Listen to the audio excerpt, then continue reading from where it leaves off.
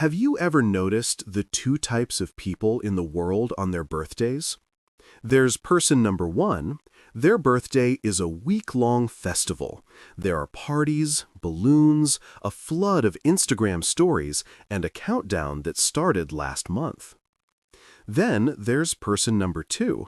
You ask them what they're doing for their birthday, and they just blank and say, "Oh, is that today?"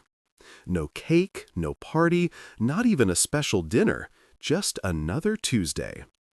What does this choice, or lack of choice, really say about who we are? Is it sadness? Is it a sign of maturity? Or is it something much deeper in their psychology? Stick with me, because the answer reveals something fundamental about how we find joy and meaning in our lives. By the end of this video, you won't just understand them, you might just understand yourself a whole lot better too. Reason 1. The old scars. For some, the silence on their birthday isn't a choice, it's an echo. It's a protective shell built around an old wound. Imagine this. You're a kid, and your birthday is the most exciting day of the year. You plan a party, you pick out a theme, and you wait by the door. But only a few people show up.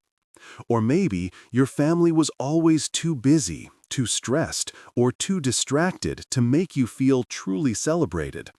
You get a quick, happy birthday in passing, but the day feels heavy with disappointment. When this happens year after year, the brain does something remarkable to protect itself. Psychologists call it learned helplessness. It's when repeated disappointment teaches you to stop expecting good things altogether. The excitement you once felt becomes tangled with the anxiety of being let down. So you learn to preemptively shut it down. You tell yourself, "I don't care about my birthday," but what you're really saying is, "It hurts too much to care." It becomes easier to treat it like a normal day than to risk that old feeling of being forgotten. If this sounds like you, know that this pattern isn't a life sentence. The brain that learned to protect itself with indifference can also relearn how to accept joy. It often starts with the simple act of self-celebration. It doesn't have to be a party.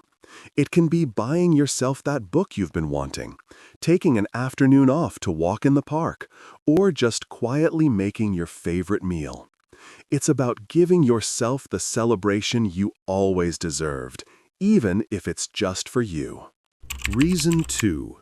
The modern overload. Next, there's a group of people who aren't wounded, they're just overwhelmed. They're caught in the relentless current of modern life.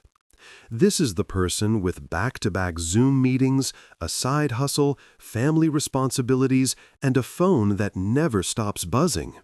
Their birthday appears on the calendar not as a day of joy, but as another task on an endless to-do list. The pressure, especially from social media, is to have a perfect, Instagram-worthy birthday. This creates a kind of performative celebration, where the goal isn't to feel good, but to look like you're feeling good. For someone already stretched thin, the thought of planning an event, replying to hundreds of messages, and documenting it all online is simply exhausting. This is where the phenomenon of the birthday blues often comes from. It's that strange sadness or anxiety that can creep in on a day that's supposed to be happy, largely because of the pressure to feel a certain way. When your brain is constantly dealing with what psychologists call attentional residue, the leftover thoughts from one task bleeding into the next, it loses the ability to distinguish between the special and the mundane. Every day blurs into the next. In this state of chronic busyness, ignoring your birthday isn't a statement, it's a survival mechanism. It's a quiet rebellion against the pressure to add one more thing to a life that already feels too full. If any of this is resonating with you, hit that like button. It's a quiet way of saying, I get it, and it helps other people who feel the same way find this conversation. Reason 3. The inner peace. Finally, we have the third group, and their reason is perhaps the most profound. They know it's their birthday. They have the time and the friends to celebrate. They just don't feel the need to.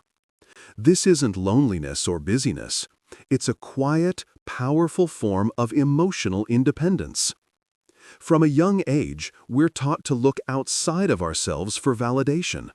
We get good grades for praise, we achieve things for recognition, and we celebrate birthdays for the gifts and attention.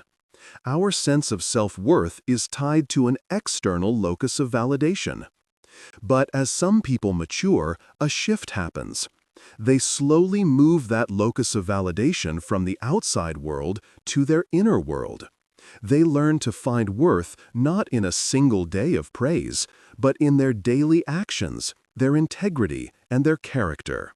Psychology's self-determination theory supports this. It states that true well-being comes from inner satisfaction, autonomy, and competence. These individuals don't need a date on the calendar to feel special, because they've learned to cultivate a sense of worth and joy in their everyday lives. They trade the noise of a big party for the peace of a quiet moment. This doesn't mean they're antisocial, quite the opposite. They often prioritize deep, meaningful connections over wide, superficial ones. They'd rather have a quiet, heartfelt conversation with one close friend than a loud party with 50 acquaintances. They have found a type of inner peace that doesn't depend on anyone else to orchestrate it. Conclusion. So, we have a spectrum. On one end, there are the old scars, where not celebrating is a form of self-protection. In the middle, there's the modern overload, where ignoring the day is a form of survival. And on the other end, there's inner peace, where not needing a celebration is a form of self-sufficiency.